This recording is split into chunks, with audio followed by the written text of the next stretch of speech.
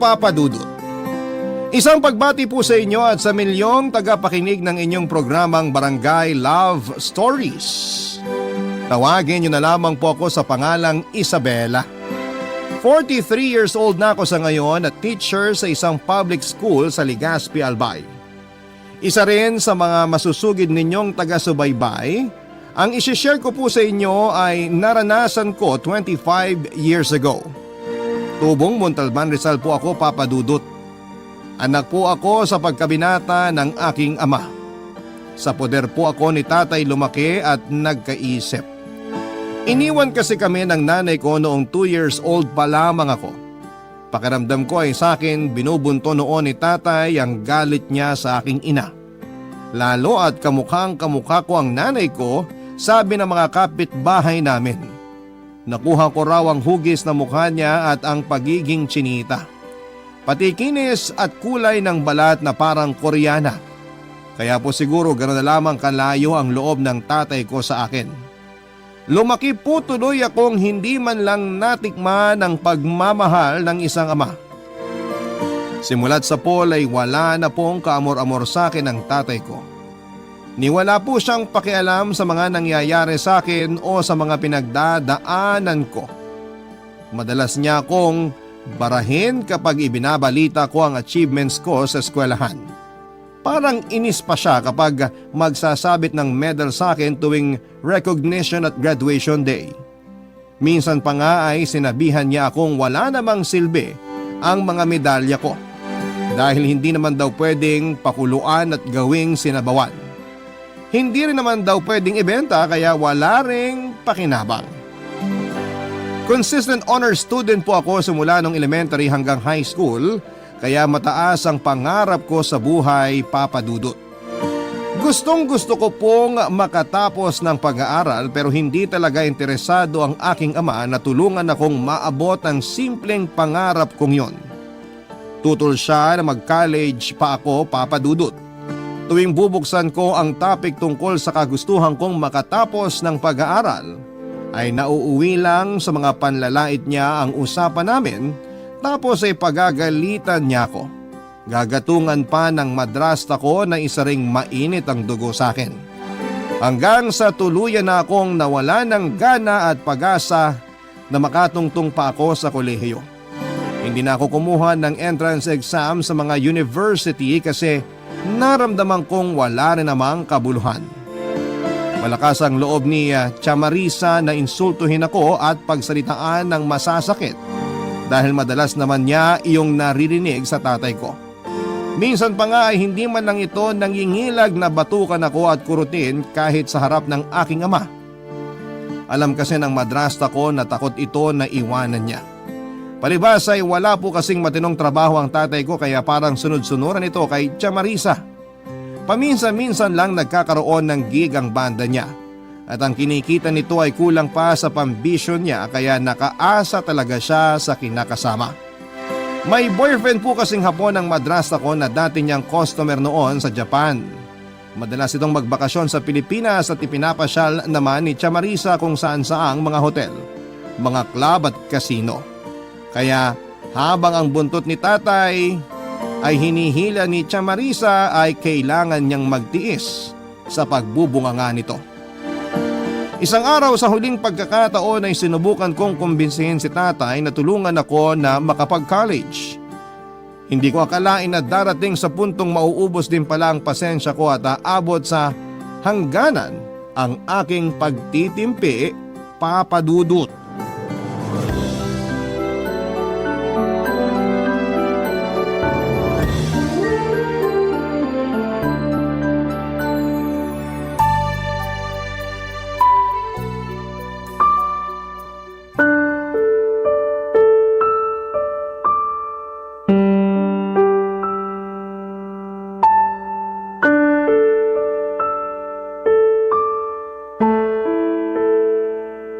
Sige na po. Gusto ko po talagang makapagtapos ng pag-aaral. Saan mo pa kukuhain ng pera yung tatay mo? Alam mo namang walang trabaho yan. Tart naman! Huwag mo nang ipagduldulan sa mukha ko na wala akong trabaho. Hayaan mo, baka matuloy yung gig namin sa sumulong. Baka makakuha kami ng regular na pwesto ron. Ganun naman po pala tay eh. Baka pwedeng mag-college na ako. Ano ka ba naman, Isabela? Paano ako suswertein sa trabaho niyan? Hindi pa nga, pinangungunahan mo na. Kahit kailan talaga, buwisit ka. Pero kasi tay, sayang naman po kung hindi ako makakapag-college. Ang kulit mo rin eh, no? Hindi ko alam kung paano ka nakagraduate na may honor eh. Ang hina ng pick-up mo. Ano nga ang itutustos sa'yo ng ama mo? Sa akin lang din umaasa yan. Kaninong perang aasahan mo sa pag-aaral mo? Sa akin? Ang kapal naman ng mukha mo. Tart naman, pati ba bata papatulan mo pa? Bata pa ba yan? Damulag na yan ah. Kung tutuusin nga, pwede na yung magbanat ng buto na magkaroon naman ng silbi. Para hindi ang dalawa pa kayong pabigat sa buhay ko. Pabigat po pala eh. Bakit ba kayo nagsusumiksik dito?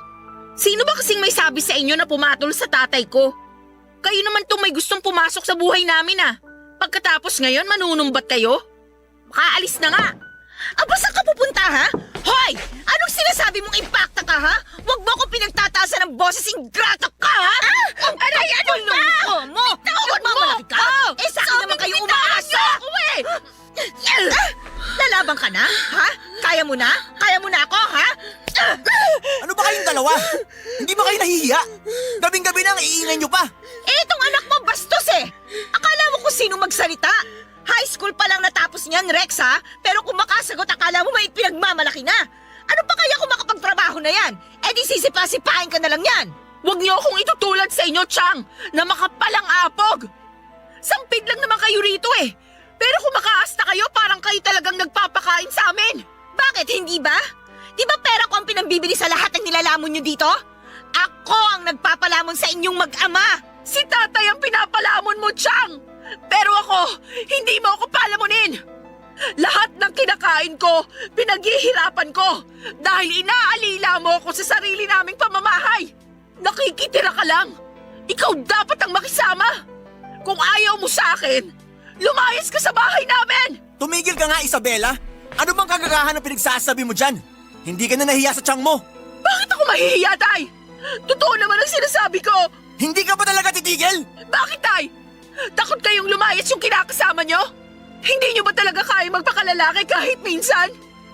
Paano nyo nalulunok ang mga pinagsasabi niyan sa inyo? Kaya siguro kayo iniwan ni nanay eh. Wala kasi kayong kapangarap sa buhay. Kontento na kayo sa ganyan na umaasa sa pinagpunta. Tay, bakit nyo ako sinampal? Kasi, tatanga-tanga ka. Marunong lang ako makontento sa kung anong meron ako. Kung ano lang ang kaya ko. Hindi ako kagaya mo at ang nanay mo na masyadong ambisyosa. Ngayon, kung ayaw mo sa buhay na kaya kong ibigay sa'yo, lumayas ka! Hindi kita kailangan! Yan ang napala mong maldita ka! Wala ka kasing utang na loob! Buisit ka!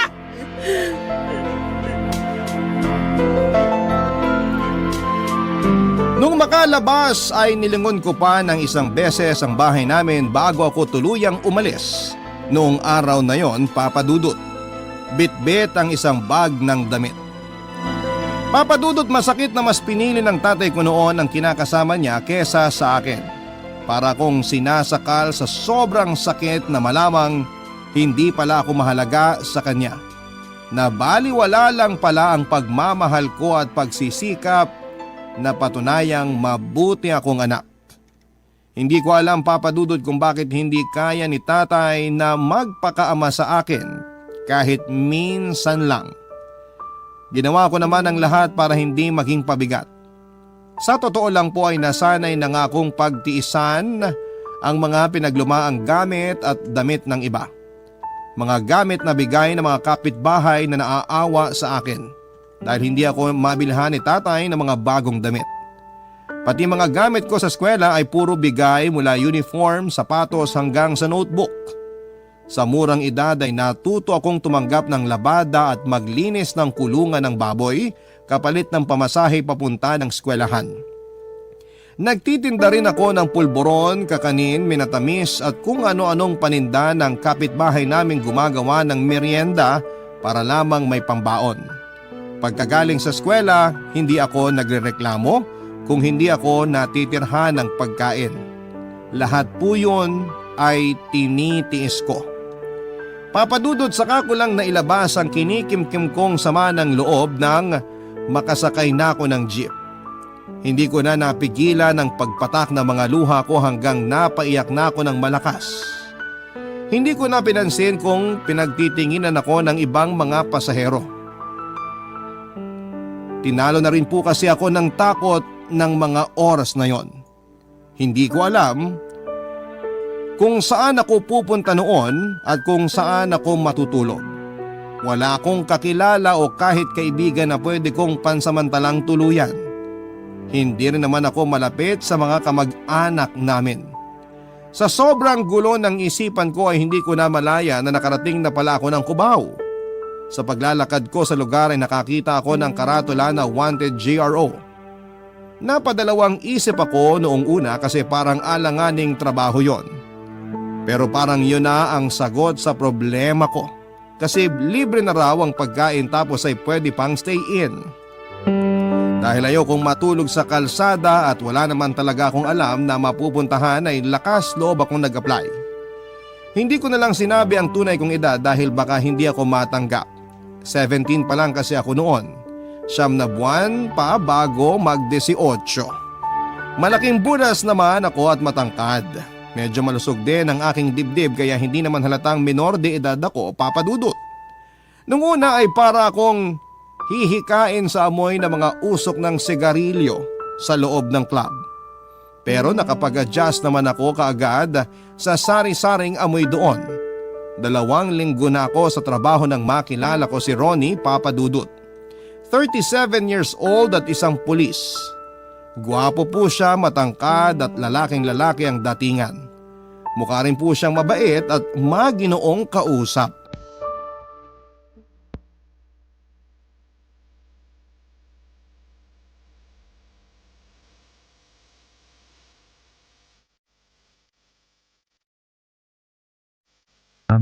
Upo ka.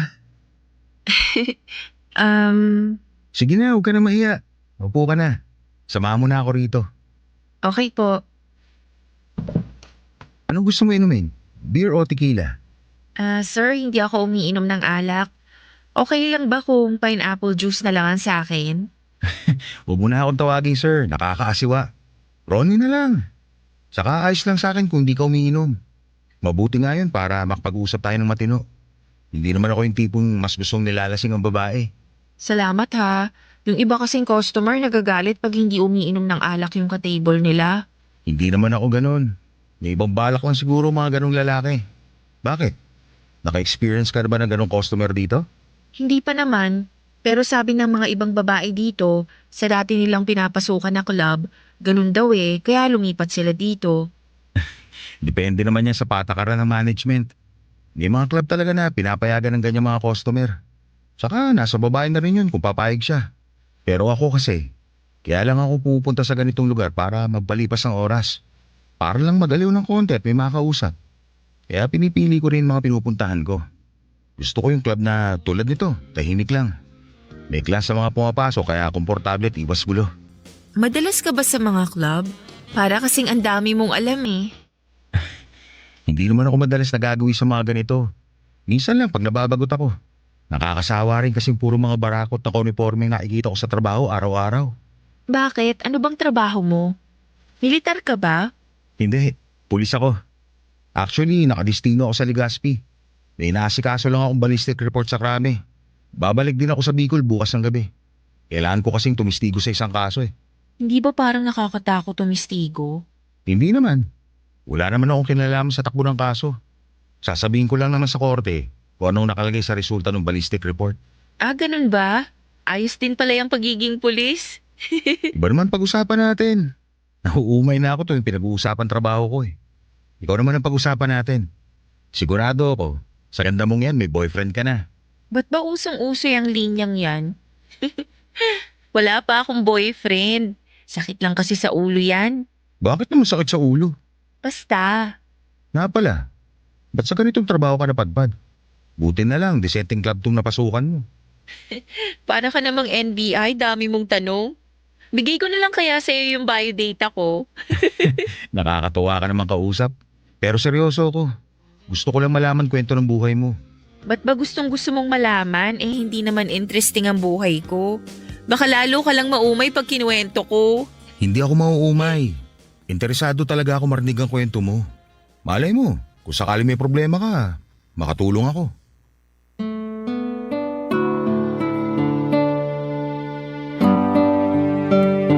Hindi ko po alam, Papa Dudut, kung bakit parang biglang gumaan ang loob ko noon kay Ronnie.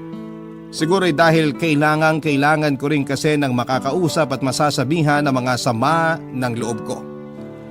Pakiramdam ko sa sarili ko noon ay nakatagpo ako sa wakas ng kakampi at balikat na maiiyakan.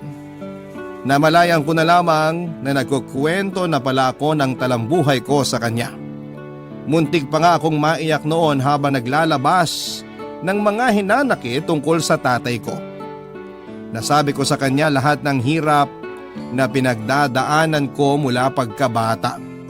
Pati dahilan kung bakit ako napasok sa club. Kahit nga ang pangarap kong makatapos ng pag-aaral ay nabanggit ko pa. Siguro'y naawa sa akin noon si Ronnie, Papa Dudut. Kaya inalok niya ako ng tulong. Binigyan po niya ako ng calling card. Sinabi niyang tawagan ko siya kung gusto ko raw mag-aral talaga. Tinanggap ko yung inabot niyang calling card pero wala naman akong balak na tawagan talaga siya, Papa Dudut. Barangay Love Stories. Barangay Love Stories. Papa Dudut, nagkita uli kami ni Ronnie pagkalipas ng 2 buwan. Bumalik po siya sa club na pinapasukan ko.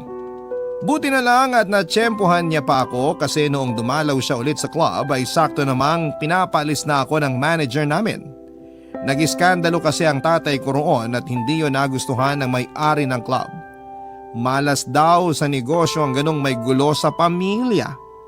Napahiya kasi si tatay sa mga kabanda niya noong minsang makita ako ng isa sa kanila sa loob ng club kung saan ako nagtatrabaho. Noong makumpirma na nagtatrabaho nga ako doon ay sinabi nito kay tatay at bigla namang nanggulo si tatay sa club kaya nasisanti ako. Buti na lang at binigyan ako ng manager namin ng 3 araw para makahanap ng bagong malilipatang trabaho. Problema po yun para sa akin dahil stay in ako doon. Makahanap man ako ng bagong trabaho ay wala naman akong matitirhan. Paano na ang pangarap kong maipagpatuloy ang pag-aaral ko kung mababawasan pa ang kaunting perang ipon ko? Hindi ko gustong isuko na lang ng ganon ang pangarap ko. Simple lang naman ang gusto ko sa buhay, Papa Dudut. Ang makatapos ng pag-aaral at magkaroon ng magandang trabaho. Gusto ko ring patunayan kay tatay na hindi masama ang maghangad ng pagbabago. Kaya nang muling ungkatin ni Ronnie ang tungkol sa tulong na sinasabi niya, ay pumayag kaagad ako. Kahit na kinakabahan ay sumama ako sa kanya pabalik ng Bicol kinabukasan. Habang nasa biyahe kami noon ay panayang dasal kong sana'y tama ang naging desisyon kong magtiwala kay Ronnie. Sa totoo lang ay grabe po ang nervyos ko noon. Pero may parte ng pagkatao ko na binibigyang katwiran ang desisyon ko. Pagdating namin ng Bicol ay tumuloy kami sa apartment ng kaibigan ni Ronnie na tinawagan niya bago kami bumiyahe. Maganda at malaki naman ang apartment at kumpleto na sa mga gamit. Base sa pagkakaayos ng buong lugar ay halatang may nakatira doon. May napansin din akong nakaparadang motor sa gilid ng malit na garahe sa labas, Papa Dudut.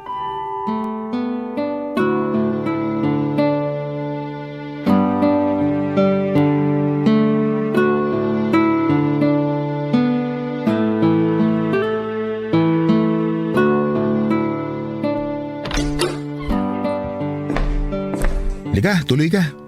Apartment to ng kaibigan ko. Pinatiran sa akin na libre. Pero bihira lang umuwi rito. Madalas doon ako sa police station natutulog. Baba ko rito mga gamit mo. Salamat. Tara, upo tayo sa sofa. Sige.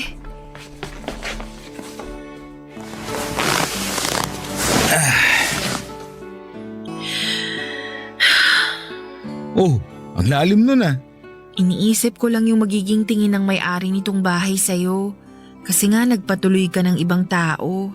Naitawag ko na sa kanya yung tungkol sa pagtuloy mo rito. Sabi ko, kasama ko pinsan ko taga Montalban. Pahig naman siya na may ibang tumira rito kasama ko. Pero syempre hindi na libre. Naku, parang nakakahiya tuloy sa'yo. Ano ka ba? Di ba sabi ko sagot kita dito? Pati pang enroll mo ngayong semester, ako na bahala. Dala mo ba requirements mo? Oo, pero ang... Ganito na lang, para hindi ka mailang at mag-isip ng kung ano-ano. Klaruhin natin magiging setup natin dito. Sagot ko lahat, tubig, ilaw, bayad sa apartment, at pagkain, pati pang tuition mo. Dadalasan ko rin ng uwi rito para may kasama ka sa gabi. Huwag ka mag-alala, dito ako sa sala matutulog. Ikaw, doon ka naman sa kwarto. Ano, okay na ba sa iyo yung ganon? Okay, pero sure ka ba na dito ka sa sala matutulog? Ano ba iniisip mo? Wala akong balak na masama sa'yo. Bukal sa kalooban ko tong pagtulong ko na to. Wala akong hingi na kapalit kaya relax ka lang. Saka hindi naman ako manyakis. Hindi kita gagapangin kung yan ang inaalala mo. Sorry, hindi naman sa ganun. Kaya lang... Kaya lang naninigurado ka. May isang salita ako, Isabela. Kapag sinabi ko, pinaninindigan ko. Kaya huwag kang kabahan. Salamat talaga ah. Pero okay lang ba sa'yo kung magtrabaho ako? Nakakahiya naman kasi kung pati mga pampersonal kong gamit sagot mo pa. Naiintindihan ko na gusto mo pa rin magkaroon ng sarili mong pera. Pero anong trabaho ang papasukin mo? Wala naman akong kakilala may-ari ng fast food dito na pwede mong pasukan kung sakali. Kaya kung GRO lang ulit ang papasukin mo, pasensya na pero hindi kita papayagan. Inalis na nga kita sa ganung trabaho tapos babalik ka pa. Marunong naman akong kumanta saka magitara. Natuto ko kay tatay nung bata pa ako. Baka pwede ako mag-perform. Ayos yan ah. Hayaan mo akong bahala sa'yo. May papasok kita sa resto bar ng kaibigan ko. Huwag kang mag-alala, desente dun. Mayayaman at di kotse mga customer. Saka hindi ka gano'ng mapupuyat. Alas 7 hanggang alas 12 lang ang singer dun. 3 sets lang sa isang gabi at 200 per set ang talent fee. Ano sa palagay mo? Kaya mo ron? Oo naman. Salamat uli ha. Naku, wala yun. Mabuti pa magpahinga ka na para makabawi ka ng tulog. Nagugutom ka ba? Hindi pa. Nagmami tayo kanina sa terminal kaya busog pa ako. O paano? Maiwan na kita rito ha. Magre-report lang muna ako sa presinto. Pag uwi ko mamaya, bibili na lang ako ng pagkain natin para sa tanghalian. Sige, ingat ka. Pinag-aral nga ako ni Ronnie Papadudot at ipinasok sa trabaho. Wala siyang ipinangako sa akin na hindi niya tinupad. Napaka-responsable po niya at organized na tao. Alam kaagad niya kung ano ang dapat i-provide sa loob ng bahay at mga dapat pagkagastosan. Malayong malayo sa tatay kong tamad at walang diskarte sa buhay. Wala rin ako naging problema sa setup namin. Maginoo po si Ronnie. Hindi ko siya nakitaan ng kahit kaunting mali siya at hindi siya nag-take advantage sa akin. Thoughtful din po siya at sweet na tao. Kahit halos hindi kami nagkikita dahil nga pareho kaming wala sa bahay sa umaga pero sinisiguro po niyang may pagkain ako lagi. Nagiiwan din siya ng sticker notes sa pinto ng ref at laging nagpapaalala na kumain muna ako bago pumasok sa school at resto bar. 6 na buwang halos ganon ang sitwasyon namin. Tulog na siya tuwing dumarating ako galing sa trabaho at tulog naman ako kapag umaalis siya para pumasok. Tinatawagan ko na lamang siya sa tanghali kapag lunch break namin sa school para magpasalamat sa iniiwan niyang pagkain sa umaga at mga pasalubong sa gabi. Pero isang araw ay namalayang ko na lang na parang nade-develop na ako kay Ronnie Papadudot. Pinilit ko pong labanan ang nararamdaman ko dahil natatakot ako. Pero habang tumatagal ay parang tumitindi ang nararamdaman ko para sa kanya. Kaya unti-unti ko na siyang iniwasan. Ayaw ko po kasing mas lumalim pa ang feelings ko sa kanya, Papadudot. Gusto ko na nga sanang lumipat na lamang noon sa kung saang boarding house para makaiwas. Pero hindi ko naman alam kung ano ang idadahilan ko kay Ronnie. Baka isipin niyang pagkatapos akong tulungan ay basta ko na lamang siyang lalayasan. Isang madaling araw pag-uwi ko galing sa trabaho ay wala pa si Ronnie sa apartment. Sa pagod at paghihintay ko sa kanya ay nakatulog ako sa sofa, Papadudot.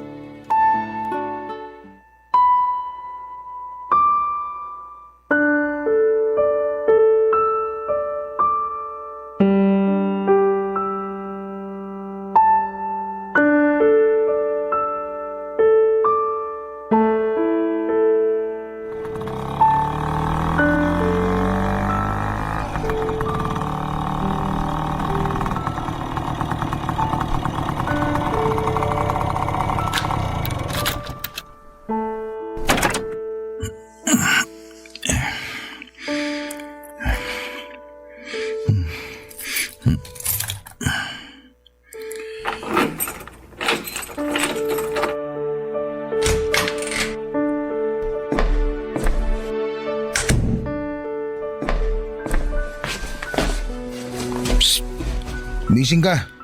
Ba't dito ka natulog sa pwesto ko? Ba't di ka doon sa kwarto mo? Pasensya na. Hinihintay kasi kita. Nag-alala ako sa'yo kasi wala ka pa pagdating ko kanina ng alauna. Parang di ko maalala na kasama sa usapan natin na hintayin mo ako makauwi. Mukhang nakainom ka. May problema ka ba? Ano naman ang pakialam mo kung may problema ako? May magagawa ka ba? Tumayo ka na dyan, bilisan mo. Gusto ko na umupo. Ba't bang sungit mo? Ayan, di umupo ka. Yun, nakaupo rin. Salamat ah. Galit ka ba? Tinatanong lang naman kita kasi concerned ako sa'yo. Ako galit? Langya na yan. Ako pa tatanungin mo kung galit ako?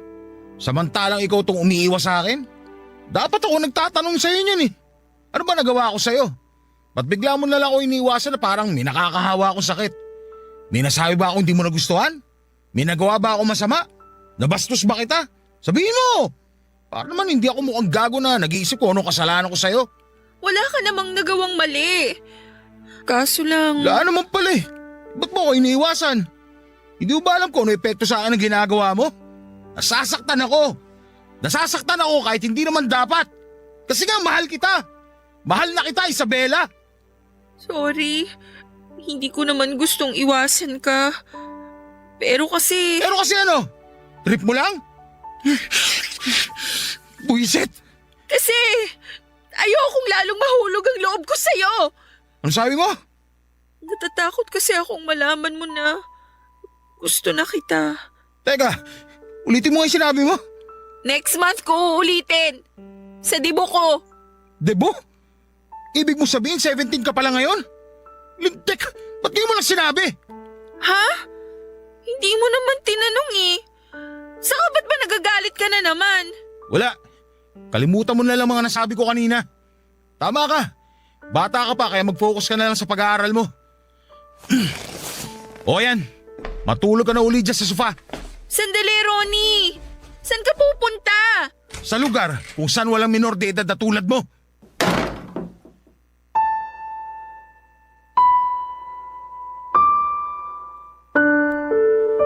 Papadudot yung paghihintay ko kay Ronnie ay nauwi sa pagtatalo. Dumating siyang lasing mga 3:00 ng madaling araw at nagkasagutan kami. Ang buong akala ko ay okay na kami matapos naming masabi ang mga nararamdaman namin para sa isa't isa. Hindi ko alam kung ano ang nasabi ko na ikinagalit niya, Papa Dudut. Pero pagkatapos ng pag-uusap namin yon ay siya naman ang parang umiwas sa akin. Bigla na lamang po siyang hindi na umuwi noon sa apartment sa presinto na siya laging natutulog. Aaminin ko, Papa Dudut, na nasaktan ako sa ginawa niya. Hindi ko kasi alam kung bakit bigla na lamang siyang nagbago. Ako naman tuloy yung nag-isip kung ano ang nagawa kong kasalanan.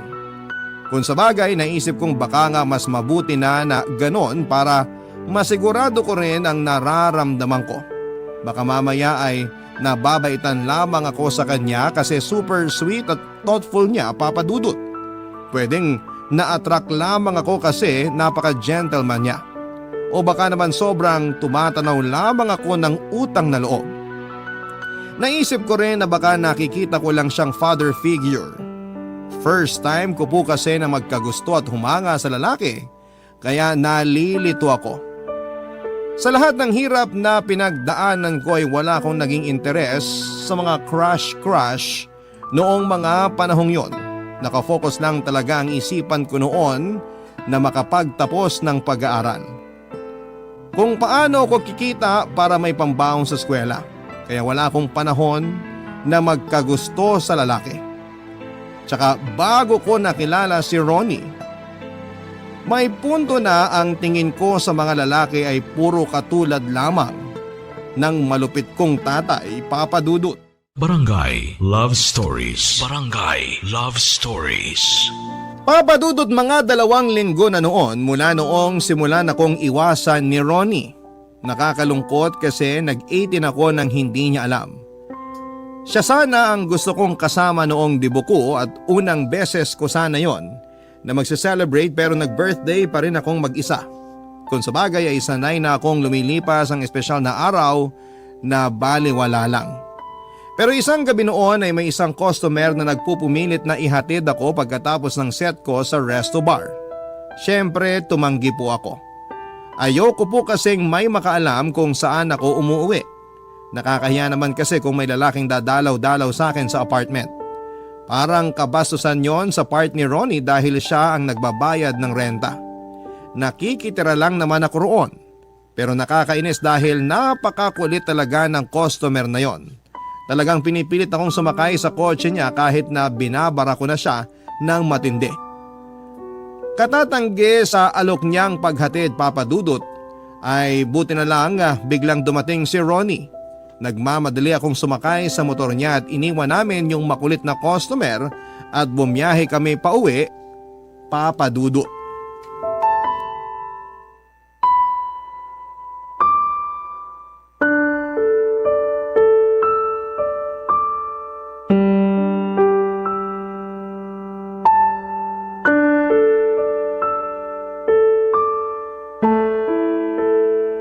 Ba't ka kinukulit ng kumag na yun? Anong sabi sa'yo nun? Gusto niya akong ihatid pa uwi. Gusto kang ihatid? Baka gusto niyang ihatid siya ng bala ko sa huli ng tunga niya. O baka naman kasi pinakita mo ng motibo kaya naglalaway sa'yo ng parang aso. Anong motibong sinasabi mo? Sa loob pa lang ng bar talagang makulit na yun. Lasing na kasi. Kinukulit ka sa loob ng bar pa lang? Anong sabi ni paring Eric? Wala si boss kanina eh. Kaya pala nakabuelo ka kasi walang bantay sa'yo. Akala mo siguro hindi ko malalaman oh. Hindi mo alam, kahit hindi ako nagpupunta sa trabaho mo, nakasubaybay pa rin ako sa'yo. Kaya alam ko kung may tukbol na pumaporma sa'yo. Ba't ba ganyan ka makapagsalita? Kasalanan na ba ngayon kung may kumausap sa akin? Mapipigilan ko bang mga customer na kausapin ako? Tsaka ano naman sa'yo kung ligawan ako? Wala namang batas na nagbabawal ligawan ng mga single ah. Kaya ba nagpapaligaw ka sa trabaho? Akala ko ba gusto mong makatapos ng pag-aaral? Komo ba may nandiligaw sa akin hindi na ako makakapagtapos? Saka kasama ba sa usapan natin na bawal magpaligaw sa trabaho? Parang wala naman akong maalala. Ganon. Di nagpapaligaw ka nga. Langya talaga. Ano ba, Ronnie? Huwag mong sipain yung upuan. Atat ka na pala magkaroon ng lalaki. Kating-kating ka na pala. Ba't ka pa lumalayo? Andito naman ako. Ba't di na lang ako subukan mo? Sisiguraduhin ko sulit na sulit ka sa akin. Bastos ka! Anong akala mo sa akin? Uhaw sa lalaki? Kung makapagsalita ka parang hindi mo ako kilala. Bakit? Nagpakilala ka ba? Hindi mo nga sinabi sa akin kung ilang taon ka na talaga eh. Dahil lang ba sa pesting edad na yan kaya binabastos mo na ako? Bakit di mo na lang kasi ako diretsahin na nabibigatan ka ng kasama ako? Na napipilitan ka lang na panindigan ng mga pangako mo? Maiintindihan ko naman kung gusto mo na akong paalisin eh. Wala ka naman talagang obligasyon sa akin dahil hindi naman tayo magkaano-ano. Sorry, nabigla lang ako sa mga sinabi ko. Hindi naman ganun ang ibig ko sabihin. Ano ba kasi pinagpuputok ng butsi mo? Inaano ba kita? Wala naman akong ginagawang masama sa'yo ah. Sige, sasabihin ko na sa'yo kung bakit ako nagkakaganito. Hindi ko alam paano sasabihin, nagsiselos ako. Nagagalit din ako. Ayoko may ibang lalaking umaligid sa'yo. Ayokong popormahan ka na kung sino-sino. Lalong ayoko may nang babastos sa'yo.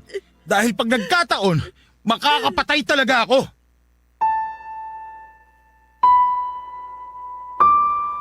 Papa Dudut, hindi ko alam kung ano ang meron sa mga salitang yon ni Ronnie pero damang-dama ko ang sobrang pagmamahal sa mga sinabi niya. Kaya pagkatapos ng gabing yon ay muli kaming nagkaayos. Dahil nga mahal ko rin naman talaga siya ay nagpasya na kaming iakyat sa next level ang aming relasyon. Tuluyan na po kaming nagsama na parang totoong mag-asawa. Naging maayos at masaya naman ang pagsasama namin bilang magka-live-in. Ramdam na ramdam ko ang pag-aalaga at pagmamahal ni Ronnie sa akin. Lagi siyang nakasuporta sa lahat ng bagay, lalo na sa aking pag-aaral. Siya ang unang-unang pumupuri at nakaka-appreciate sa mga ginagawa ko. Siya ang naging support system ko sa pagsisikap kong abutin ang mga pangarap ko. Kitang-kita ko sa kanya na proud siya sa bawat achievement ko, Papa Dudut. Yun ang mga bagay na hindi ko naranasan sa poder ng sarili kong ama. Sa unang pagkakataon, Papa Dudut, ay naranasan ko kung paano pahalagahan, alagaan at mahalin. Pakiramdam ko po noon ay hindi na ako mag-isa sa laban sa buhay. Ronnie's love brings out the best in me, Papa Dudut. Kaya naman ibinuhos ko rin ang lahat ng kaya ko para sa aming pagsasama. Saka pa lang sana namin pag-uusapan ang tungkol sa kasal kapag tapos na ako sa pag-aaral. Pero ang lahat ng planong yon ay hindi rin pala matutupad dahil sa isang hindi inaasahang pangyayari. 20 years old na ako noon at 39 na si Ronnie. Nakakatuwa sana kasi 2 years na kami noong nagsasama. Pero yun din yung panahon na dumating ang isang dilubyong sumubok sa aking paninindigan bilang babae. Natuklasan ko po isang araw na may pamilya na pala si Ronnie. Meron na siyang asawa at mga anak. Dumalaw kasi ako noon sa presinto nila para sana sorpresahin siya sa 2nd anniversary namin. Pero ako po ang nasorpresa. Pakiramdam ko na mga oras na yon ay parang nagmukha akong tanga. Sinamantala ni Ronnie ang sobrang tiwala ko sa lahat ng mga sinabi niya. Isang pulis sa presinto ang nagsabi sa akin na ang opisina ni Ronnie ay nasa crime laboratory na nasa loob ng kampo. Dali-dali akong pumunta roon para patunayan sa sarili ko kung totoo nga na naroon si Ronnie. Pero hindi ako pinatuloy ng guard sa gate noong sabihin ko kung sino ako at sino ang sadya ko sa loob.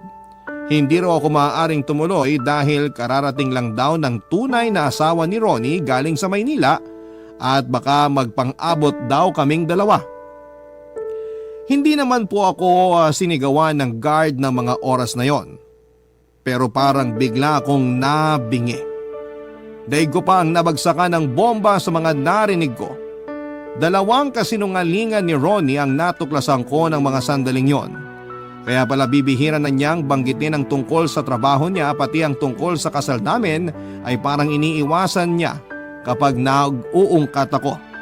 Sa sobrang tiwala ko at pagmamahal ay hindi ko na napansin ang mga kakaibang kilos niya noon na parang laging may tinatago. Bago pa ako mapaiyak ay umalis na ako ng kampo na yon at umuwi na. Habang pauwi sa apartment namin ay isa-isang nag-flashback sa isipan ko ang gabing nakilala ko si Ronnie. Hindi pala siya naiiba tulad ng inaakala ko.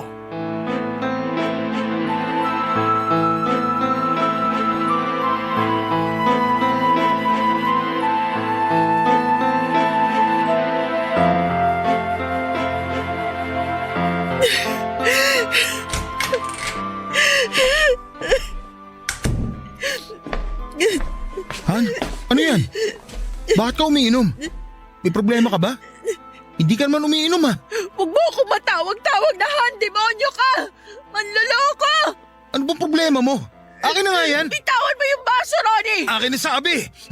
Huwag mong hawakan tong baso ko! Walang iya ka? Wala ka ba talagang balak umamin? Paninindigan mo talaga yung drama mo? Maang-maangan talaga yung acting mo? Ano bang sinasabi mo, Han? Huwag ka na kasing umarte dyan na parang wala kang alam sa sinasabi ko! Demonyo ka! Alam ko na lahat, Ronnie! Alam ko nang may pamilya ka na! Sorry. Hindi ko naman gustong saktan ka. Hindi ko akalain na aabot tayo sa ganito. Sa ganito? Na ano? Na malalaman ko rin pala na niloloko mo ko?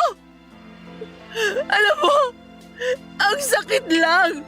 Kasi nagtiwala agad ako sa kabaitang pinakita mo. Akala ko totoo lahat yon. Akala ko wala ka talagang ibang intensyon sa akin kaya mo ako tinulungan. Yun pala, kinukuha mo lang ang loob ko. Tulad ka rin pala ng iba, mapagsamantala! Wala naman talaga akong ibang intensyon noon. Gusto lang naman talaga kitang tulungan. Hindi ko naman nakalain na mahuhulog ang loob ko sa'yo. Hindi ko naman pinlano to. Plinano mo! Kasi kung hindi, sana sinabi mo kaagad. Para nagkaroon man lang sana ako ng chance makapag-isip bago nakipagrelasyon sa'yo. Kung gusto ko bang maging kabet o hindi. Sana sinabi mo para nagkaroon ako ng choice.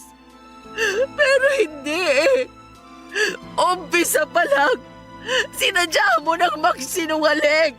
Isabela, sasabihin ko naman talaga eh. Naunahan lang ako ng takot. Mahal na mahal kasi kita. Hindi ko na kayang mawala ka. Pwede ba yun? Paano yung asawa mo? Hindi mo siya mahal? Palagay mo maniniwala ako sa'yo? Nire-respeto ko siya dahil nanay siya ng mga anak ko. Yun na lang ang nararamdaman ko para sa kanya. Please naman, unawain mo ko. Ngayon lang ako nagmahal ng ganito katindi. Hindi ko pa ito naramdaman sa kahit sinong babae, kahit sa asawa ko. Isipin ko pa lang na mawawala ka sa akin, parang hindi ko na matatanggap. Huwag mo nang bilugin ang ulo ko, Ronnie! Palagay mo natutuwa ako sa sinabi mong ako lang ang minahal mo? Anong kasiguraduhan ko na hindi mo rin gagawin sa akin tong ginawa mo sa asawa mo? Kapag nakakita ka ng higit sa akin, anong assurance ko na hindi mo rin ako lolokohin? Ngayon pa nga lang, hindi mo na kayang maging tapat sa akin eh.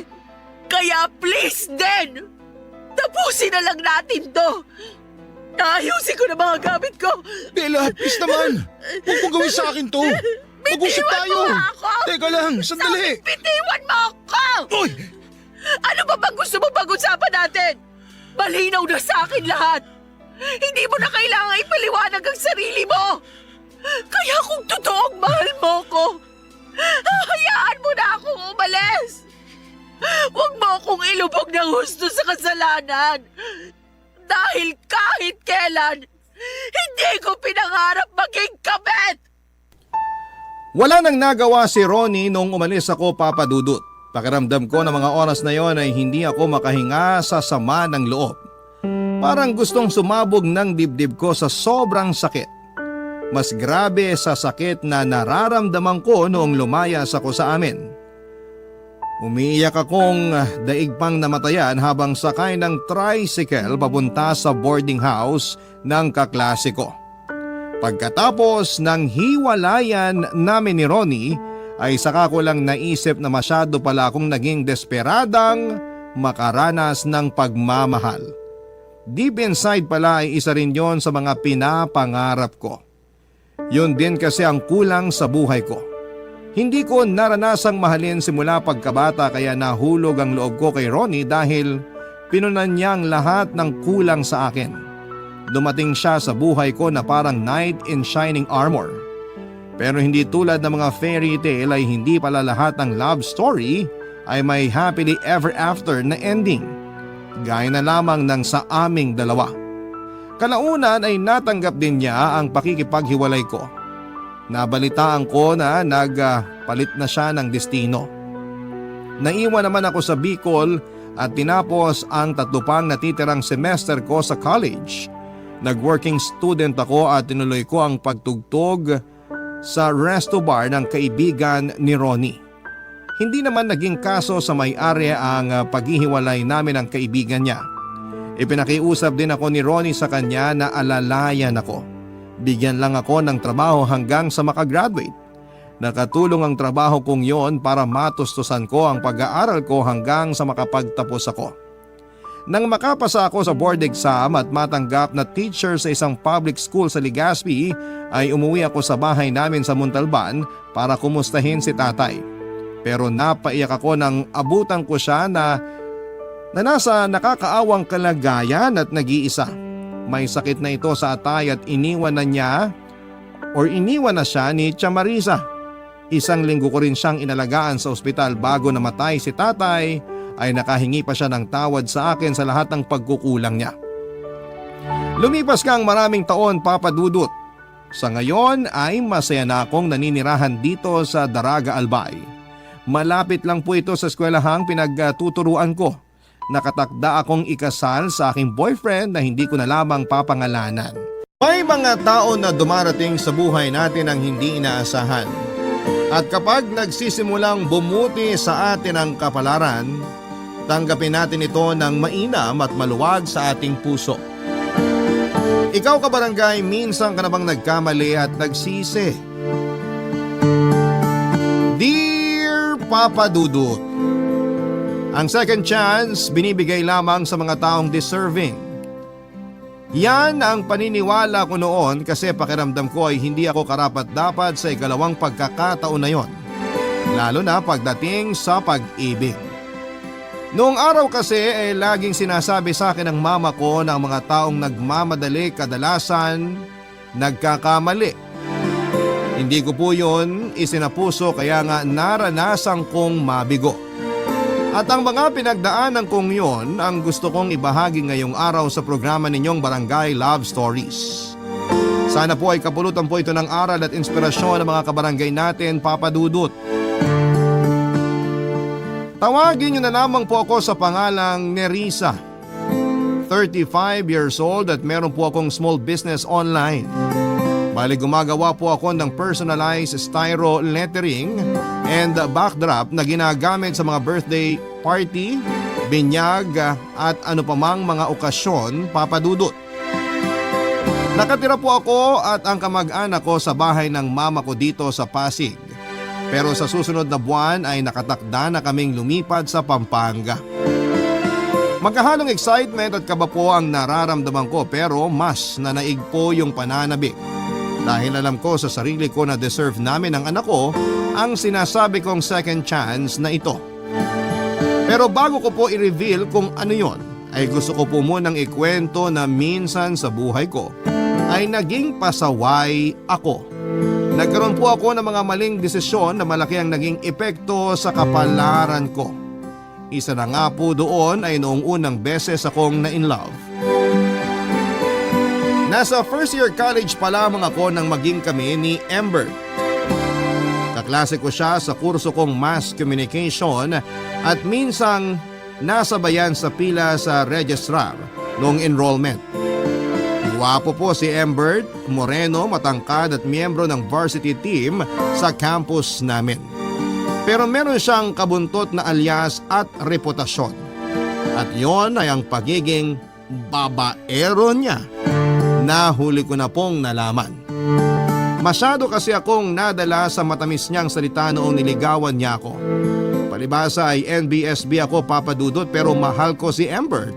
At handa akong gawin ang lahat mapatunayan lang ang pag-ibig na yon sa kanya.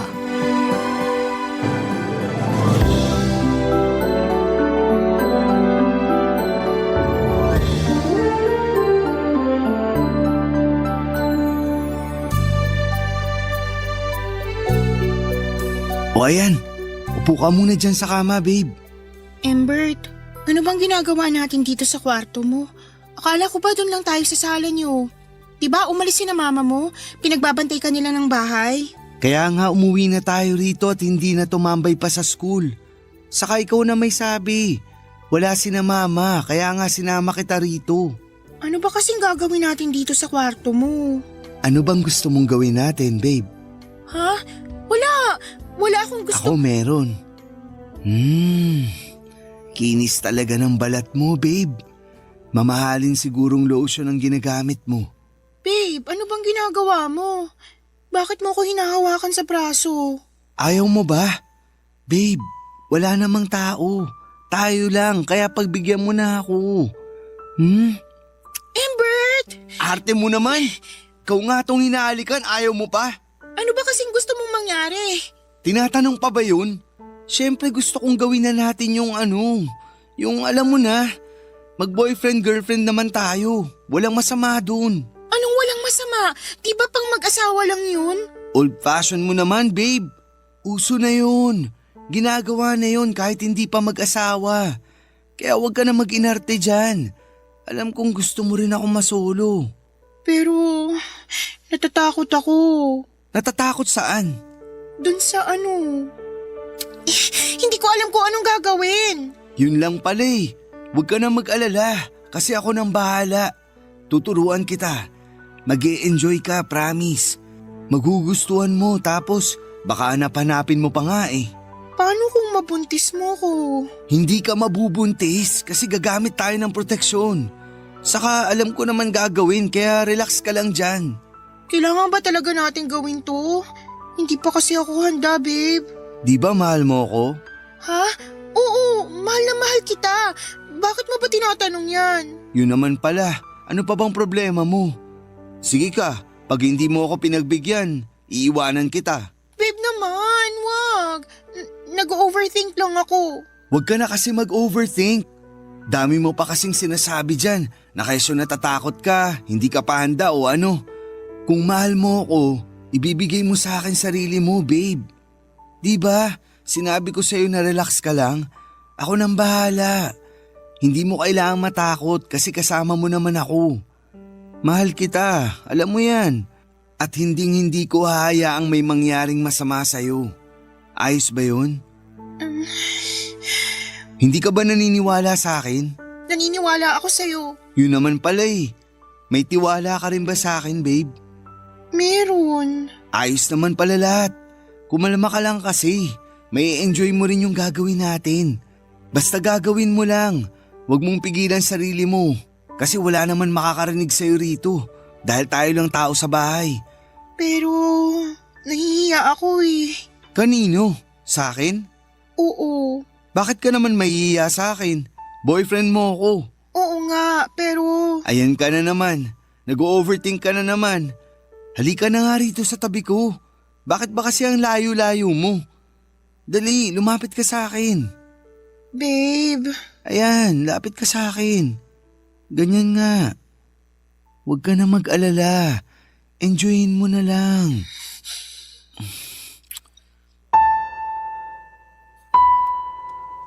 Natakot po ako na baka iwanan ako ni Embert kung hindi ko susundin ang gusto niya. Kaya kahit kabado ako at walang kaalam-alam sa kama ay hinayaan ko po siyang gawin ang gusto niya. Aaminin ko na na-enjoy ko naman po katagalan, Papa Dudut. Kaya kapag niyayaya niya ako ay mabilis na lamang sa akin ang pumayag. Kaso minsan kapag wala ako sa mood ay tatakutin niya akong hihiwalayan. Kaya sa huli binibigay ko na lamang ang sarili ko. Sa katunayan may mga oras na nilalagnat na ako kasi masyado niya akong pinapagod. Nagkataon pa namang exam namin yon sa major subjects kinabukasan. Pero dahil hindi kami nag-review pareho ay wala kaming masyadong nasagot sa aming mga exams. Butit hindi naman kami bumagsak, kamuntik lang. Hindi ko po yun makakalimutan kasi pumasok ako sa school kahit masama ang pakiramdam ko. Dahil sa pagiging gwapo at matinik ng boyfriend ko ay marami pong kababaihan ang nalink sa kanya, Papa Dudut.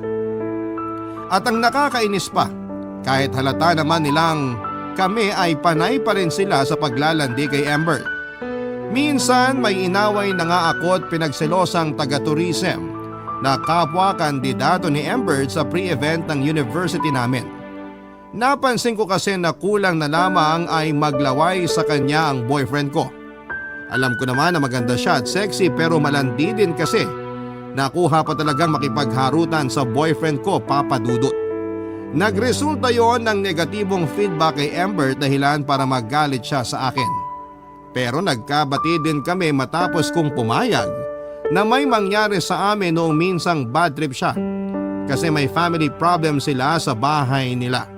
Pero sabi nga nila kahit na anong pag-iingat, nangyayari pa rin ang hindi inaasahan, Papa Dudut.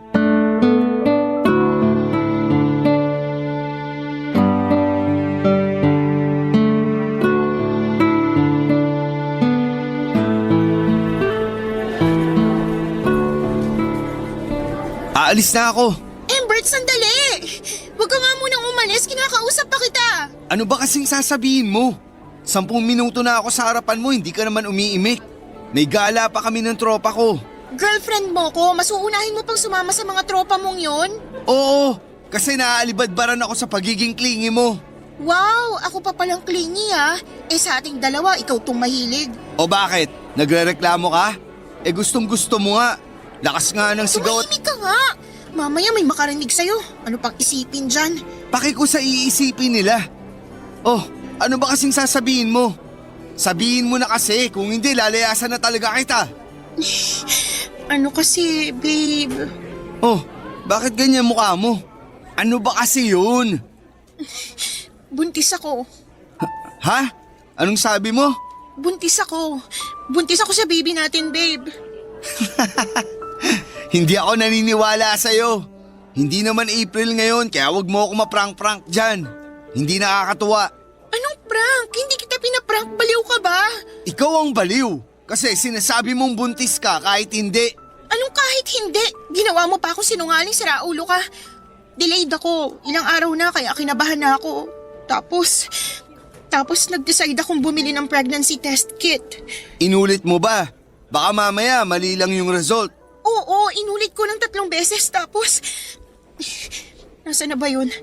Ito. O ayan, parehong-pareho, 2 linya. Ibig sabihin yan, positive. Buntis ako sa baby natin, babe. Hindi totoo yan. Layo mo nga sa akin yan. Hindi ako naniniwala dyan. Paano ka hindi maniniwala? Yan na nga sa harap mo yung ebidensya. Ilang beses may nangyari sa atin, diba? Sabi mo mag-iingat ka, pero anong ginawa mo? Pinuntis mo pa rin ako. Nag-ingat naman ako. Di ko nakasalanan na may nakalusot pala. Ay, lintik naman talaga oh.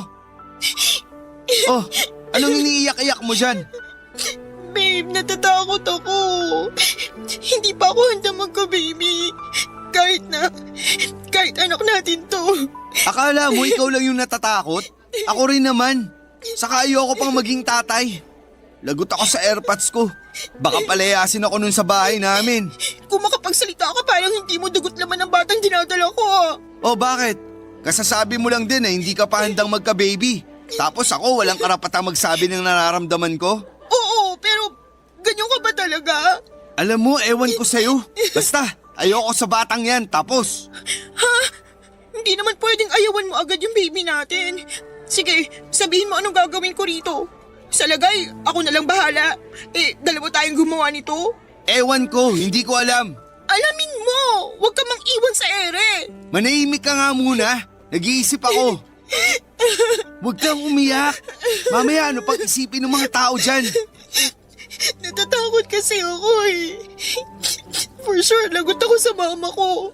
Tapos, kung ano-ano pag sasabihin sa akin ng tiyahin ko pag nalaman nilang buntis ako ay nag-aaral pa tayo. Eh di palaglag mo yung baby. Ano sinabi mo? Ayoko nga, masama yun. Mas masama kung bubuhayin mo yung anak natin eh hindi pa nga tayo handa. Baka hindi rin natin siya mabigyan ng maganda at maayos na kinabukasan. Pero, hindi ka ba kinikilabutan sa mga sinasabi mo? May buhay ng baby natin. Dugo pa lang yan, wala pa yung isip. O kung meron man, hindi naman niya maiintindihan yung nangyayari. Kaya kung ako sa'yo, alisin mo na yan sa katawan mo ngayon din.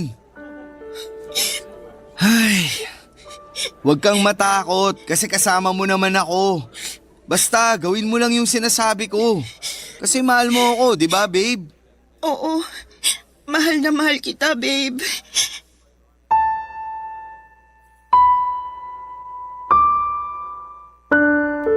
Papadudod, stress na stress po ako nang hindi kilalanin at tanggapin ni Amber ang magiging anak namin. Bukod doon ay takot din ako sa mama ko na OFW ng mga panahong yon. Ayoko siyang madismaya sa akin at ang masahol pa ay itakwil niya ako kasi hindi ko sinunod ang bilin niyang mag-focus sa pag-aaral ko. Yun kasi ang rason kung bakit siya nagpapakahirap sa ibang bansa para magtrabaho, papadudot. Wala na kasi kaming tatay ng bababae pa, ng babae siya, kaya si mama na lang ang magulang namin. Meron po akong isang kapatid na lalaki at nakatira kami sa tiyahin namin na walang asawa. Pero may isang anak na babae na kaedad ko rin that time. Pero hindi kami magkasundo. May pagka-intermedita ka rin kasi ang tita ko at kulang na lamang ay isumbat sa amin ng kapatid ko yung pagtira namin sa bahay nila. Kaya naman hindi kami close. Kaya nga malaki ang pinagbago ng buhay ko nang makilala ko si Amber kasi naranasan kong magkaroon ng pamilya at mga kaibigan. Pero dahil sa mga masasakit niyang sinabi ay nasaktan po ako ng husto. Kaya lang mas natakot po ako nang sabihin niya sa akin na iiwan niya ako. Kaya naman sinunod ko ang gusto niya. Oo, papadudot. Pinalaglag ko ang baby namin at nagpatuloy sa pag-aaral namin. Pero noong nasa 3rd year na kami ay muli niya akong nabuntis. Hindi na po ako pumayag na ipalaglag ang magiging anak namin kasi kinain ako ng matinding konsensya. Nalaman na rin po ng pamilya namin ang nangyari kaya pinilit nila kaming tumira sa isang bubong at magsama bilang pamilya. Kinailangan ko pong magsakripisyo at huminto sa pag-aaral kasi masela ng pagbubuntis ko, Papa Dudut. Noong mga anak ako ay nawala na ako ng ganang bumalik sa eskwelahan. Hindi na rin naman nakatapos si Ambert kasi mas pinili na lamang niyang mamasukan sa call center para may panggastos kami at pangkain sa araw-araw. Pero ang hirap, Papa Dudut. Kasi naranasan kong magka-postpartum habang nag-aalaga ng baby namin. Tapos si Ambert ay nandoon sa mga katrabaho niya at madalas na nakikipag-inuman at walwalan. Barangay Love Stories. Barangay Love Stories. Nag-live-in po kami ni Ambert at nagrenta ng apartment, Papa Dudut. Pareho pong hindi mayaman ang pamilya namin pero laking pasalamat ko na lamang kasi inalalayan nila kami para makapagsimula. Tulad ng inaasahan ko ay disappointed sa akin si Mama pero mas maraming nasabi na masakit na salita ang tiyahin ko. Nagkasagutan pa nga kami kasi akala mo ay kung sino siya samantalang hindi naman niya ako iniluwal. Ayoko na rin pong tumira sa bahay niya kaya naman porsigido talaga akong makabukod kami ni Ambert. Kasi baka malaglag ang baby sa tiyan ko dahil sa stress, Papa Dudut. Pero hindi po naging madali ang lahat. Lalo na noong nagbuntis ako at dumoble ang hirap ng mga anak nako. Wala kasing umaalalay sa akin o gumagabay man lamang, Papa Dudut. Nag-uusap naman kami ni Mama sa call pero dahil busy rin siya sa trabaho niya ay minsanan lang po yun. Tapos ay pumapasok pa si Ambert kaya madalas akong walang kasama sa inuupahan namin. Kahit na pagod at puyat ako ay kailangan kong kumilos kasi may anak na ako. Bukod doon ay pinagsisilbihan ko rin po si Ambert. Inaasikaso ang pagkain namin, nilalabhan ang mga damit namin at naglilinis ng bahay. Ayaw po ni Ambert ng marumi at madalas niya akong pinapagalitan kapag may hugasin sa lababo o alikabok sa paligid. Minsan pakiramdam ko, hindi niya ako live-in partner o nanay ng anak niya. Kasi kung pagsalitaan at tratuhin niya ako ay parang kasambahay. Pero hindi naman niya ako pinapasahod. Doon na po ako nagkaroon ng depresyon pero nilabanan ko yon ng mag-isa, Papa Dudut. Hindi kasi nakikinig si Ambert pag nagsasabi ako tapos madalas pa siyang busy sa trabaho niya. Inuuna niya ring samahan ang mga kaibigan niya pag nagyayaya ng gimmick o inuman kasi raw ay kailangan yon para tumagal siya sa trabaho niya. Nagdaan ang mga taon, nalagpasan ko ng mag-isang depresyon at masasabi kong umusad naman ako. Kung sumpungin ay paminsan-minsan na lamang pero madalas ang dahilan noon ay si Ambert. Na-stress kasi ako kakaisip na merong mga babaeng nauugnay sa kanya sa pinagtatrabahuhan niyang call center. At parang proud pa siya na pinipilahan kuno siya ng mga kababaihan kasi gwapo raw siya kahit pamilyado na. Dahil doon ay tumindi ang insecurity ko sa katawan at lumala ang pagiging selosa at mapaghinala ko, Papa Dudut. Madalas ko siyang inaaway bagay na hindi niya kinakatuwa ng mga panahong yon, Papa Dudut.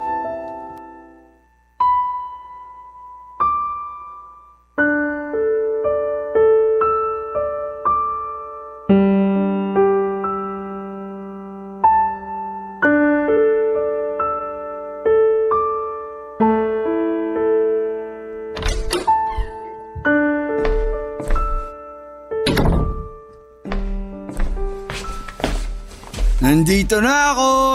Buti naman naisipan mo pang umuwing damukol ka. Teka, lasing ka ba? Hindi ah! Sino may sabi sa'yo? Hindi ako lasing! Kagabi pa yun! Hangover na lang ngayon! Uminom ka na naman? Konti lang naman, babe. Mga ganito oh. Kita mo yan? Konti lang. Hindi ako naniniwala sa'yo, sinungaling ka. Anong sabi mo? Saka bakit ka ba sumisigaw? Natutulilig ako sa yung babae ka. Matutulilig ka talaga para pumasok dyan sa kokote mo na ilang beses na tayo nag-usap na huwag ka nang iinom. Lagi ka nalang naglalasing ah. Lagi ka nalang gumagastos sa alak, Embert. Pera ko naman yun ah. Hindi mo naman pera yun, kaya bakit ganyan ka kung makapagsalita? Saka oo nga, nag-uusap na tayo. Pero ano magagawa ko? Niyaya ako ng mga katrabaho ko eh. Alam ka namang hindi ko sila. Yun naman talaga dapat ang ginawa mo, pero gusto mo rin kasi. Mas inuna mo na naman sila kaysa sa amin ng anak mong demonyo ka. Hindi ako demonyo, Nerissa ah. Halika nga rito. Anong gagawin mo sa akin, Embert? Bitiwan mo ako, ah! Imbis na tanungin mo ako kung kamusta ako o ipaghain ng makakain, yan talagang ugaling kanal mo ang bungan mo sa akin. Sino matutuwa kung lagi ka na lang ganyan? Tsaka kapal ng mukha mo tawagin ako may ugaling kanal. Eh, kumusta naman yung sayo? Di talaga titigil yung madaldal mong bunganga. Paduduguin ko yan. Bitiwan mo nga ako! Bitiwan mo ako, Embert! Eh di sige. Pwede bang tumahimik ka na? Baka akalain ng mga kapitbahay kinakatay kita. Titigil lang ako pag tumigil ka na sa ginagawa mo. Wala akong ginagawang masama. Huwag mo nga akong gawing tanga. Alam ko may nilalandi kang babae na katrabaho mo, kaya hindi ka makahindi sa nagyayaya sa'yo. Pagtatalunan na naman ba natin yan? Oo, kasi hindi ka marunong umintindi. Ikaw ang hindi makaintindi. Masyado kang mapaghinala kahit wala naman. Tatamaan ka ulit sa akin, sige. Bakit? Nagsasabi lang naman ako ng totoo. Walang totoo sa sinasabi mo kasi lahat ng lumalabas sa bibig mo nakakainis. Bitiwan mo ako! Huwag mo ako sabulutan! Gagawin kong gusto ko kasi ikaw nga sinasabi mo mga gusto mong sabihin. Kung kinakailangan kong bunutin yung mga buhok sa anit mo, manahimik ka lang, aba gagawin ko yun. Rico! Nerissa, ano ba? Kinagat mo pa ako. Aso ka ba? Hayop ka, Embert! Napakasama mo!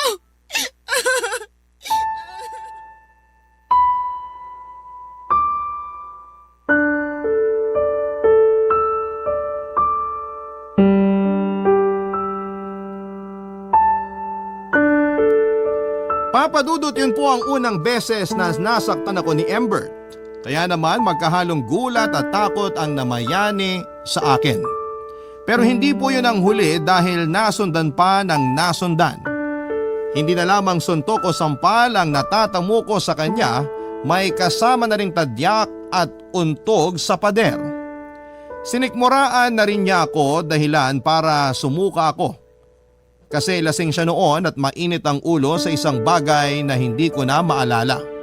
Kontodo rin siya nang sabi ng mga masasakit na salita sa akin na para bang hindi niya ako kinakasama. Nawala na po yung respeto niya sa akin bilang isang babae at nanay ng anak niya. Bukod doon ay pinagbantaan niya pa akong pipilayan sa oras na magsumbong ako kanino man, lalong lalo na sa mama ko. Kaya nga naging tikom ang bibig ko sa tuwing nagkakausap kami ng nanay ko sa video call. Ang sakit-sakit sa dibdib dahil hindi ko maisumbong sa kanya ang mga pinaggagawa ni Embert. Lumala rin po ang adiksyon niya sa pag-inom ng alak, Papa Dudut.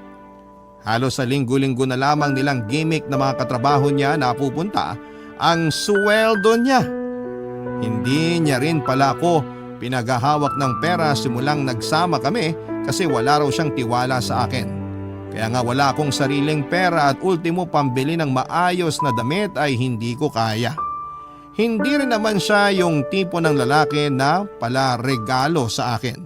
Kumbagay ayos na meron kaming kinakain ng anak niya. Doon ako nagsimulang mag-business ng styro lettering na unang tinuro sa akin ng kapitbahay namin. Pero dahil wala pa akong sariling gamit, ay kinatulong na lamang muna niya ako at binibigyan na lamang ng komisyon. Kaya ang laki din ang tampo ko kay Embert dahil hindi man lang niya ako maregaluhan kahit lipstick noong birthday ko. Ni binate ay wala. Tapos sinasaktan niya pa ako. Ilang buwan ko pong tiniis ang pagmamaltrato niya bago ako nagising sa katotohanang mapapatay niya ako at posible niya ring saktan ang anak namin kung patuloy pa akong makikisama sa kanya, Papa Dudut.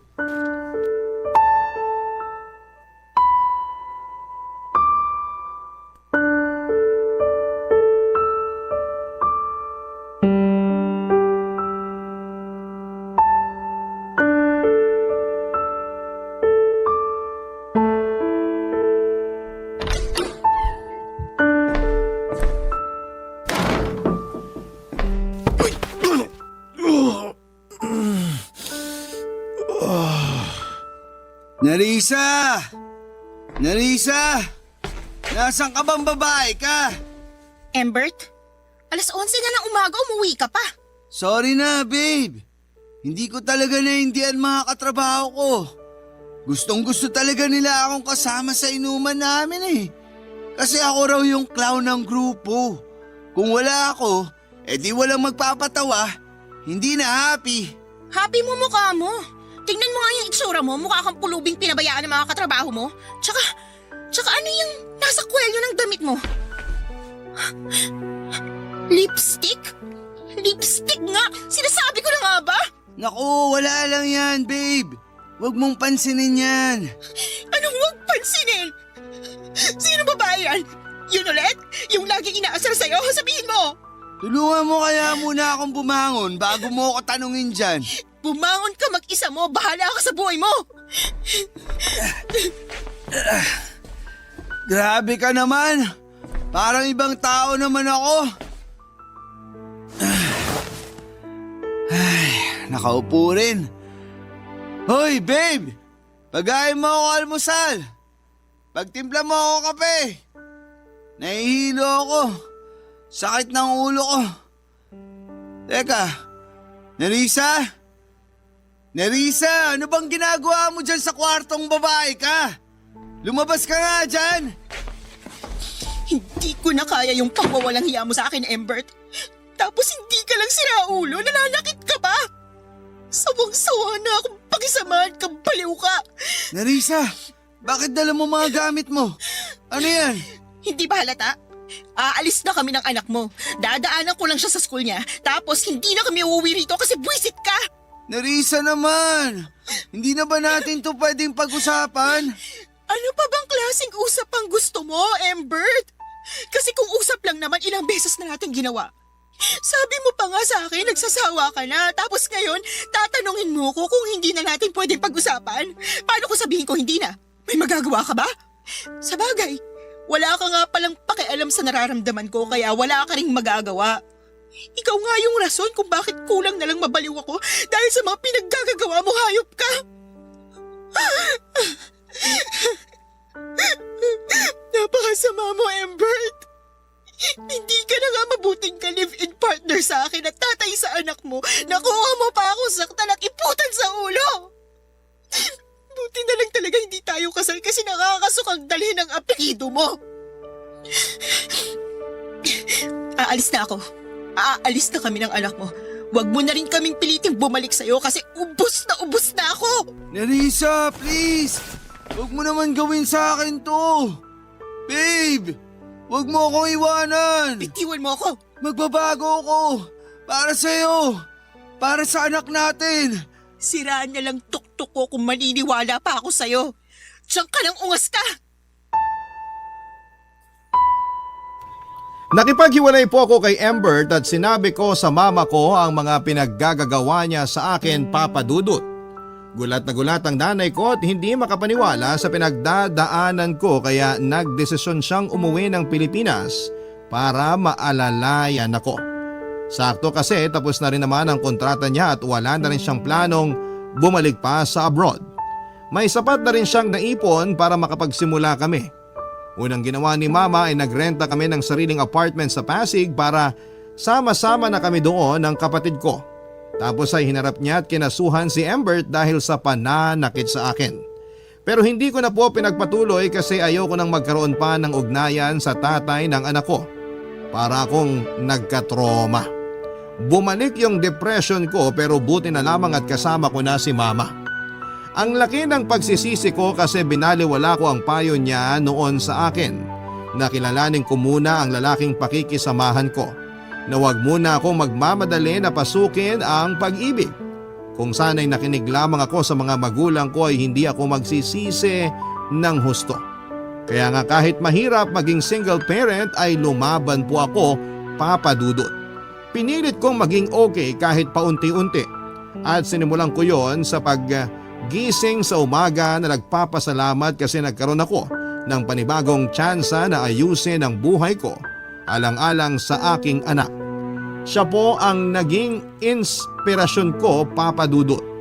Ang dahilan kung bakit ako nagpapatuloy sa kabila ng mga luha at pighati na naranasan ko ng panahong yon, Papa Dudut.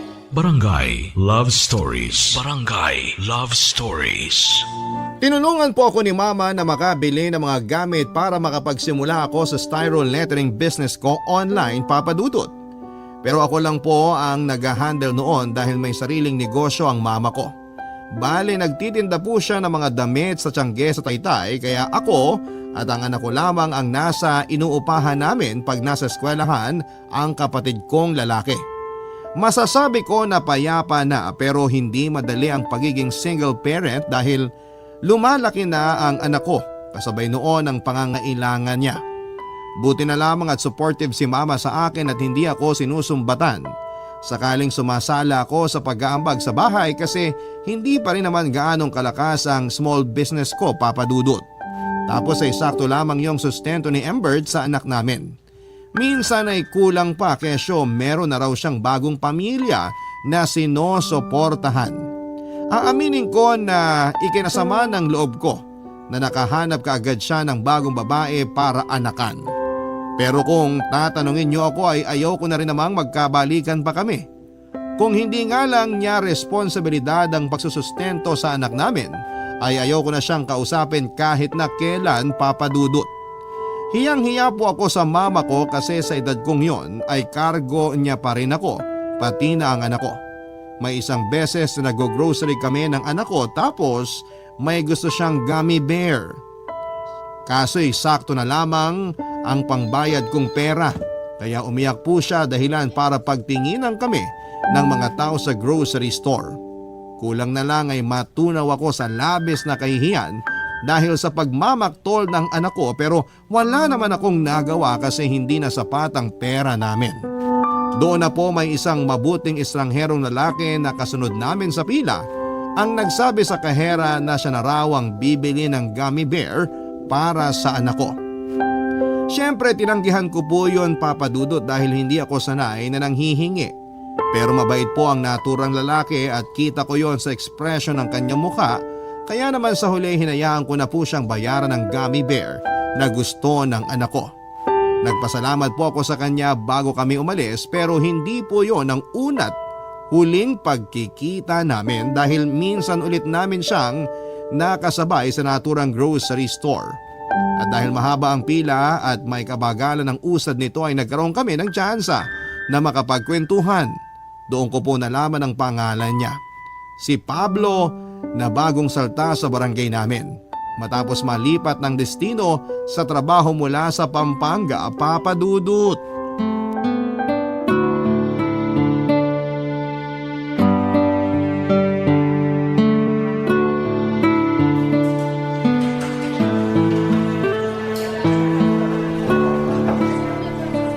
Buti na lang pumayag kang lumabas kasama ako ni Risa. Bakit naman hindi? Wala namang masama. Wala namang magagalit kasi pareho tayong single. Tama, walang masama at walang magagalit. Pero masaya lang talaga ako kasi busy ka pero napagbigyan mo yung pagyaya ko sa'yo. Oo nga eh. Ilang beses mo na nga ba ako niyaya? Sa sobrang dami, hindi ko na mabilang. Naaawa ka na lang ba sa akin kaya pumayag ka ng sumama? Magagalit ka ba kung sasabihin kong oo? Hindi, magpapasalamat pa ako. Alam mo, palabiro ka rin, no? Sakto lang. Ayoko lang masyadong seryosohin ang buhay. Seryoso na nga ako pagdating sa karir ko tapos pati ba naman sa ibang bagay? Aray, parang tinamaan naman ako. Masyado kasi akong seryoso ngayon sa buhay ko, Pablo. Alam mo na, may anak akong binubuhay. Kung okay lang itanong, nasaan ang tatay ng anak mo? Ayun, sumakabilang bahay na. Ng babae? Hiwalay na naman kami nung nagkaroon siya ng bagong kinakasama. Ako yung nakipaghiwalay. Ako yung umalis sa puder niya kasi hindi ko na siya kayang pakisamahan. Nananakit siya, Pablo eh. Tapos nang bababae rin kahit kami pa. Kaya nga hindi na ako nagulat nung nakahanap siya agad ng iba pagkatapos namin siyang layasan ng anak niya. Hindi pala madali ang pinagdaanan mo. Naiintindihan ko na kung bakit seryoso ka sa buhay. Kailangan kasi may anak na ako eh. Yung sustento naman sa kanya ng tatay niya, sakto lang. Minsan nga kulang pa. Lumalaki na ang anak namin kaya sabi ko sa sarili ko, igagapang ko pag-aaral niya. Ayoko siyang matulad sa akin na hindi nakapagtapos ng pag-aaral dahil maagang nabuntis at mas pinili ko makisama sa tatay niya. Meron ka na bang pinagsisihan sa buhay mo? Meron din naman. Lahat naman siguro tayo meron. Ako kasi malaki yung regret ko dahil hindi ako nakinig nun sa mama ko.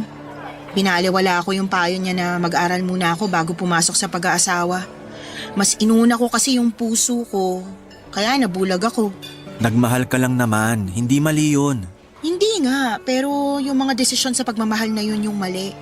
Baka kapag nalaman mo, husgahan mo ko tapos sabihin mo na masamang babae ako. Sino ako para gawin yun? Hindi rin naman ako perpekto. Sa bagay, pero yung akin kasi, gabi-gabi kong pinagsisisihan. Kung pwede ko lang ibalik yung nakaraan, sana hindi ko na ginawa. Iniisip ko nga, baka karma tong nangyari na sinumpa yung pagsasama namin ng tatay ng anak ko kasi nagawa namin yung bagay na yun. Nagsisisi na ako. Kung ano man yung bagay na yon, mahalaga pinagsisihan mo na. At pilit na tinutuwid yung buhay mo sa ngayon. Ay, hindi ko alam ang tamang sasabihin pero kung kailangan mo ng kaibigan na handang makinig, nandito lang ako ni Risa. Salamat, Pablo. Dami ko ng utang sa'yo. Una na dun yung pagbabayad mo sa gummy bear ng anak ko. Yun ba? Wala yun. Kung alam mo lang na grabe yung hiya ko. Huwag mo nang isipin yon. Maliit na bagay lang yon. Hindi maliit na bagay yun ah. Babayaran ko na. Huwag na, magkano lang naman yun. Pablo naman, pera mo pa rin yun. Oo nga, pero isipin mo na lang na pamasko ko na lang yun sa anak mo. Kulit mo rin pala. Alam mo yan, ilang beses kitang kinulit para lang pumayag ka lumabas kasama ako. Oo nga, pero hindi naman ako napipilitan. Bukal sa loob ko na lumabas kasama ka. Mabait si Pablo, gwapo at manumanay magsalita. Gustong gusto siya ng anak ko at kitang-kita ko na mapagmahal siya sa mga bata. Nagtatrabaho bilang executive assistant si Pablo sa isang private company sa Pasig. Pero dati raw ay nasa Pampanga siya naka-assign. Ilang linggo pa lang siya sa lugar namin kaya aminado siya na wala pa siyang kakilala o kaibigan. Kaya nga masaya siya kasi pumayag ako noong lumabas kasama siya nang huling beses kaming magkausap sa pila sa kahera doon sa grocery store kung saan din kami unang nagkita. Sa isip ko ay wala namang masama since pareho kaming single at masasabi ko doon na doon ko na nga po mas nakilala si Pablo Papadudut. Naging masaya din ako sa kwentuhan namin ng araw na yon. Ewan pero ang gaan ng loob kong kasama siya. Hinatid pa nga niya ako sa inuupahan namin kaya pinatuloy ko siya sa bahay para makita ang anak ko. Pinakilala ko rin siya kay mama at sa kapatid ko bilang kaibigan. Pag-alis ni Pablo ay tinanong ako ni mama kung magkaibigan lang ba talaga kami. Natawa ako at sinabing oo kasi yun naman talaga ang relasyon naming dalawa. Papadudot na sundan pa nga po ng ilang pang paglabas ang unang date namin ni Pablo sa loob ng 3 buwan naming pagkakakilala. Kung hindi kami lumalabas kasi busy ako sa business ko at pag-aalaga sa anak ko ay siya ang pumupunta sa inuupahan namin para makipag-bonding sa anak ko. Tinutulungan din niya ako sa business ko kahit na nga wala talaga siyang ideya doon, Papadudut. Nakikita ko naman na masaya siya habang natututo kaya naman masayang masaya ako. Pero hindi ko po alam kung ano ang intensyon sa akin ni Pablo. Ayoko pong mag-assume na baka may something yung mga bagay na ginagawa niya. Hindi ko rin po alam kung handa na akong makinig kung sakaling sabihin niya, Papadudut.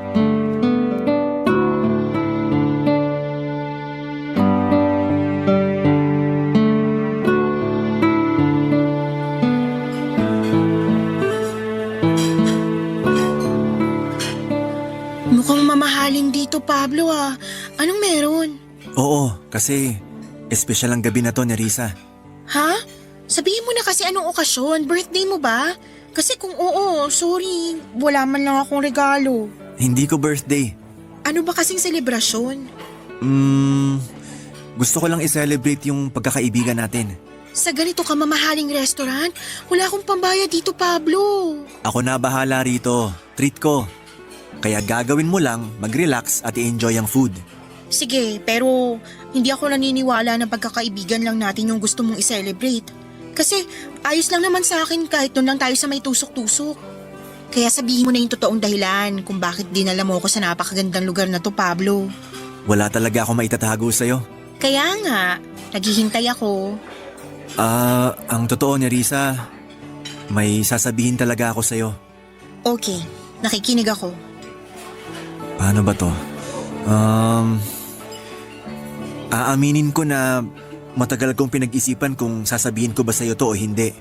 Kasi natatakot ako sa magiging reaksyon mo sakaling malaman mo.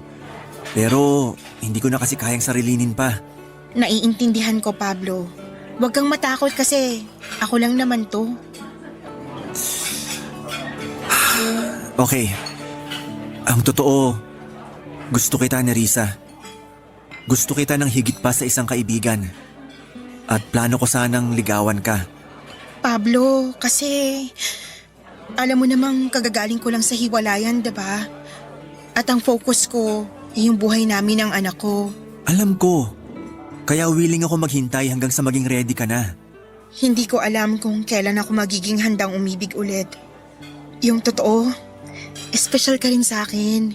Pero hindi ako sigurado kung ako yung babae na karapat-dapat mong mahalin. Bakit naman? Dahil sa mga bagay na pinagsisihan mo? Kasama na yun, oo. Tsaka natatakot ako. Paano kung hindi pala para sa akin yung pagkakaroon ng katuwang sa buhay? Minsan na akong nagkamali nung umibig ako. Hindi mali ang umibig. Maling lalaki lang ang minahal mo.